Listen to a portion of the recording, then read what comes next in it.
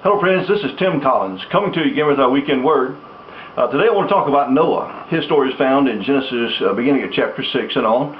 You know the story, how he built the ark and stuff. But here's what I want to talk about. He preached and built that ark for 120 years and only 8 people were saved, including himself. 120 years of hard work, hard preaching, devoted his life for over 100 years to doing what God had called him to do, and only 8 people responded.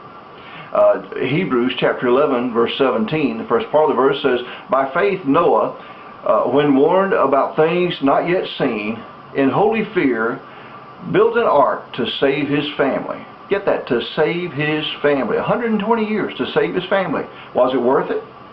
I talk to people all the time and say, well, you know, it's not worth it to have revival, to go to all the time and effort and expense to do that, and only a few people respond, or to have some kind of outreach to put the gospel into homes in our community, hundreds, thousands of dollars, hours and hours and hours of time, and only a handful of people respond, if any.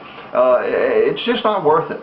Well, the Bible goes on and says, Hebrews 11:17, the last half says, "By his faith, Noah condemned the world and became the heir of the righteousness that comes by faith." Became heir of the righteousness that comes by faith. That's the final word on Noah. That's what God thought of Noah. He persevered. In Genesis chapter 7 verse 23, it says, "Every living thing on the face of the earth was wiped out. Only Noah was left, and those with him in the ark." But we're here today because Noah obeyed God, and those 8 people were saved. Victor Plymire went to Tibet as a missionary in the early part of the 20th century. His wife and his young son died of smallpox and were buried in Tibet.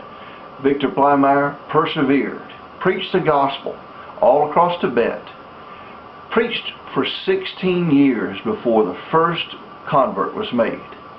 16 years, and only 1 person was saved in that 16 years. Was it worth it? Well, when you get to heaven, ask that convert if he thinks it was worth it. I believe he'll say it was. Galatians 6:9 says, "Let us not become weary in doing good, for at the proper time we'll reap a harvest if we do not give up."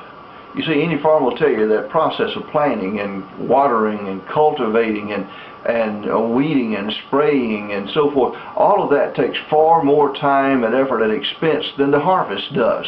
But all the rest of that stuff we do so that there will be a harvest. So be careful to plant, to water, to cultivate, to do what God's called you to do, and don't quit. When you get weary of doing good, doing the work of the Lord, don't quit. Hang in there. It's worth it.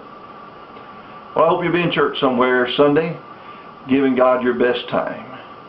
God bless you. We love you.